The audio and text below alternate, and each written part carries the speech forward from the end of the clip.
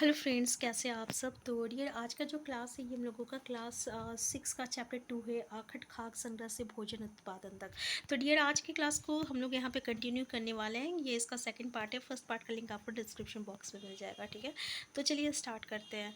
तो यहाँ पे हम लोगों ने यहाँ तक देखा था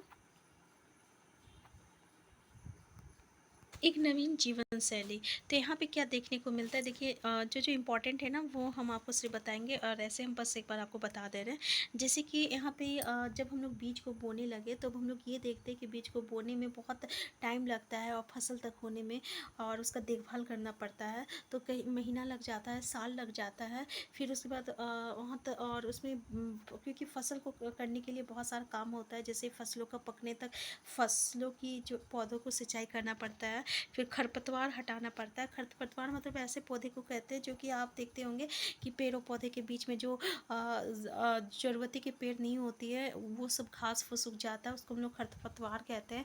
और जानवर और चिड़ियों की जो है से उनकी सुरक्षा भी करना पड़ता है। तो कटाई के बाद जो है अनाज का उपयोग करके उसको संभाल कर रखना पड़ता है। तो अनाज को भोजन और बीज दोनों ही रूप में बचा कर रखना पड़ता है, और इसके लिए ये आवश्यक होता है ना कि उसका हम लोग भंडारण करें। तो बहुत से इलाकों में जो है लोग जो है मिट्टी के बर्तन बनाने लगे, टोकरी बुनने लगे, और फिर ज़मीन के नीचे भी उसको खोद कर जो है संग्रह करने लगे, ठीक है। तो ये सब काम करने के लिए लोगों को जो है एक जगह पर अस्थायी रहना पड़ा, ठीक है ना। तो ये था, इसमें कुछ खास इंपॉर्टेंट नहीं है। फिर जानवर चलते फिरते खाक भंडार। देखिए जानवर जो है ना बच्चे देते हैं, इससे उसकी संख्या जो है बढ़ती है। तो अगर जानवर की देखभाल की जाए तो उनकी संख्या जो रहती है बढ़ती रहती है, और उनसे जो रहता है दूध प्राप्त होता है, और जो भोजन का वो एक अच्छा स्रोत है। तो यही नहीं, भोजन से मांस भी मिलता है। तो दूसरे शब्दों में पशुपालन जो है भोजन का एक भंडारण का तरीका होता है, ठीक है। तो आओ आरंभिक कृषकों पशुपालकों के बारे में हम लोग देखते हैं। जैसे कि प्रांतत्विद ने उसको कहते हैं प्रांतत्विद, जो कि आपकी आरंभिक चीज़ों को जो है की जानकारी इकट्ठा करते हैं। तो यहाँ इन लोग जो है जैसे कि शुरुआती कृषकों पशुपालकों के होने का जो है साक्ष्य मिले हैं, और ये पूरे उपमहाद्वीप में पाया गया है। तो इनमें सबसे महत्वपूर्ण जो है ये आपका पश्चिमोत्तर क्षेत्र है, आधुनिक कश्मीर में, और पूर्वी तथा दक्षिण भारत में पाया गया है। तो वास्तव में ये निर्दिष्ट स्थान कृषकों पशुपालकों की जो है एक बस्तियाँ है, और इसे जांचने के लिए वैज्ञानिक जो है खुदाई में जो पौधे और जो पशु की हड्डी और के नमूने मिलते हैं ना उसका अध्ययन करते हैं। तो इनमें सबसे रोचक जो है ये जला हुआ अनाज है, या जले हुए अनाज के दाने के अवशेष मिले हैं। और यह ऐसा लगता है जैसे कि उसको जानबूझकर जलाया गया हो, और जानबूझकर जलाए गए होंगे। तो वैज्ञानिक जो है इन अनाज के दानों की पहचान जो है कर सकते हैं। तो इस तरह से हमें पता चलता है कि इस महाद्वीप में जो है विभिन्न भागों में बहुत सारी फसलें जो उगाई जाती थी, ठीक है। तो याद रखिएगा।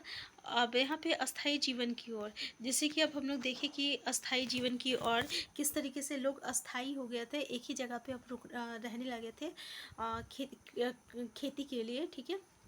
तो यहाँ पे पुरातत्वविदों को कुछ पुरास्थलों पर झोपड़ियों घरों के निशान मिले हैं। जैसे कि अगर हम लोग ब्रूज होम की बात करें, ये बहुत इंपॉर्टेंट है, वर्तमान कश्मीर में है। तो याद रखिएगा, क्वेश्चन पूछा जाता है। तो ब्रूज होम कश्मीर के लोग जो है गड्ढे के नीचे जो है घर बनाते थे, और इसको हम लोग गर्तवास कहते थे, ठीक है। तो इसमें उतरने के लिए सीढ़ियाँ भी होती थी, और ये मौसम के अनुसार जो है यहाँ पे ठंड के मौसम में जो है सुरक्षा मिलती होगी। तो पुरातत्वविदों को झोपड़ियों के अंदर और बाहर दोनों जगह जो है आग का अवशेष मिला है। तो इसका मतलब क्या हुआ कि मौसम के अनुसार जो है वो अंदर या बाहर जो है खाना पकाते होंगे। तो बहुत सारी जगहों से जो है पत्थर के औजार भी मिले हैं, और इनमें से कई ऐसे हैं जो कि पूरा पाषाण युगीन उपकरणों से भिन्न है। तो इसलिए हम लोग इसको क्या कहते हैं, नवपाषाण युग का माना गया है, ठीक है, ठीक है। तो इनमें वो औजार भी है जिनका धार को अधिक मतलब कि पेना करने के लिए इस पर पॉलिश चढ़ाई जाती थी, और ओखली और मसूल का प्रयोग जो है अनाज तथा वनस्पतियों से प्राप्त अन्य चीज़ों को पीसने के लिए भी किया जाता था। तो आज हजारों साल बाद भी ओखली और मसूल का प्रयोग जो है हम पीसने के लिए करते हैं। तो इसी तरह प्राचीन प्रस्तर युगीन औजार का निर्माण जो है लोग लगातार करते हैं, और कुछ जो है आपका औजार हड्डियों से भी बना हुआ रहता है, ठीक है। तो याद रखिएगा, हड्डियों से भी औजार बना हुआ रहता है। तो नवपाषाण युग के पुरास्थलों में आपकी कई प्रकार की मिट्टी के बर्तन पाए गए हैं और कभी-कभी इसमें अलंकार भी होता था, मतलब इस पे डिज़ाइन भी किया हुआ रहता था और बर्तनों का उपयोग जो है वो चीज़ों को रखने के लिए किया करते थे। धीरे-धीरे जो है बर्तनों का उपयोग जो है खाना बनाने के लिए भी करने लगे। देखिए यहाँ पे चावल और गेहूँ और दलहन जैसे अनाज अब महत्वपूर्ण बन गया था और इसके साथ-साथ जो है अब लोग जो है कपड़े भी बुनने लगे थे और कपास का भी यहाँ पे पौधे जो है उगाए जा रहे थे। तो क्या ये परिवर्तन एक जगह एक जैसा था? तो ऐसा नहीं था, क्योंकि कहीं-कहीं जो है ना लोग जो है धीरे-धीरे जो है खेती और पशुपालन को अपना रहे थे। तो वहीं दूसरी जगह अगर हम लोग बात करें तो कोई अभी भी जो है पशु स्त्री-पुरुष शिकार और भोजन संग्रह करते थे, ठीक है? अब नेक्स्ट जो इम्पोर्टेंट पॉइंट है ये है मेहरगढ़। देखिए मेहरगढ़ से क्वेश्चन आता है, ठीक है? तो मेहरगढ़ जो है ना ये ईरान से जाने वाला आपका महत्वपूर्ण रास्ता है। बोलन दरे बोलन दरे याद रखिएगा, ये एक हरा भरा समतल स्थान है, ठीक है? स्टेटमेंट बेस्ड क्वेश्चन आता है। तो यहाँ पे मेहरगढ़ जो है वह स्थान है जहाँ की स्त्री पुरुष इस इलाके में सबसे पहले जो है क्या उगाई थी, तो जो गेहूँ उगाई थी और भेड़ और बकरी को पाला था। तो ये याद रखिएगा, सबसे पहले जो गेहूँ उगाया गया तो भेड़ और बकरी पालना सीखा था। तो यहाँ जो है विभिन्न प्रकार के जानवरों की हड्डी मिले हैं, जैसे कि अगर हम लोग बात करें हिरन और सूअर की, जैसे जंगली जानवर और भेड़ और बकरी क्या मिला है, ठीक है? तो मेहरगढ़ में जो है इसके अलावा आपका चौकोर और आयताकार, ठीक है, ये 2 घरों के अवशेष मिला है और प्रत्येक घर में जो है आपका 4 या उससे ज़्यादा जो है कमरा है और जिसमें से कुछ जो है भंडारण के काम आता होगा, ठीक है? तो मृत्यु के बाद जो है ये ये मतलब मान्यता थी कि उसके प्रति जो है आपका मतलब कि लोगों की आस्था ये थी ना कि मृत्यु के बाद भी एक जीवन होता है। इसलिए वो क्या करते थे कि कब्रों में मृतकों के साथ उसकी जो कुछ सामानें होती थी, प्रिय सामान, उसे भी रख दिया जाता था। जैसे यहाँ पे मृतकों के साथ जो है कब्र में बकरी देखने को मिला।